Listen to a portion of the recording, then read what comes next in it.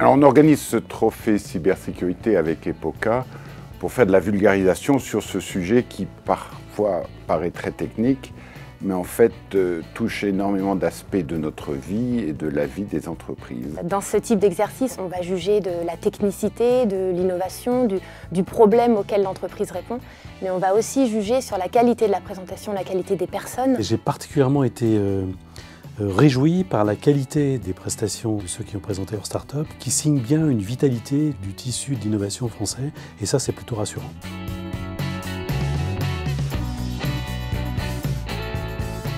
Je suis Georges Villanova, cofondateur de GoSecurity. La dimension la plus innovante dans GoSecurity, c'est l'intelligence artificielle et le machine learning qui permettent à nos clients de ne plus avoir à se soucier du quotidien de la cybersécurité, c'est-à-dire toute la gestion et la mise à jour des règles, puisque c'est l'analyse des comportements en temps réel qui va créer cette politique de protection. On est la première société à avoir une innovation réellement opérationnelle.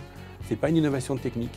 Notre but n'est pas de faire un nouvel outil qui sera très efficace en cybersécurité, mais de faire un outil qui permette aux ingénieurs cybersécurité d'être très efficaces. Diskyver, c'est une entreprise lilloise qui est spécialisée dans la détection des attaques et des anomalies qui surviennent sur la téléphonie sur IP pour les entreprises. On détecte ça grâce à une solution logicielle qui est basée sur l'intelligence artificielle et qui porte son analyse sur le comportement normal de l'entreprise.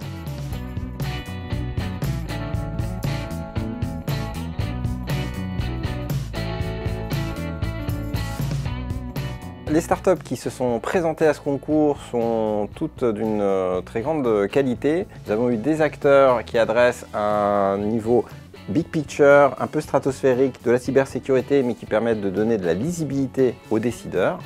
À côté de ça, nous avons des acteurs qui adressent des petites problématiques de niche, mais qui sont très importantes, voire critiques pour la cybersécurité de votre organisation. Parmi les choses qui m'ont particulièrement marqué, l'omniprésence des solutions SaaS, de blockchain. On commence à voir arriver de vraies solutions métiers qui utilisent au mieux les possibilités des blockchains. J'ai eu un coup de cœur pour une start-up qui s'appelle Bimi, qui n'est pas exactement comme les autres en termes de positionnement cybersécurité, mais qui m'a énormément convaincue. Dans quelques années, il n'y aura pas de numérique si on n'est pas aujourd'hui capable de penser sa résilience. Et donc je pense que c'est une tendance identifiée par InnoCerch qui est vraiment stratégique.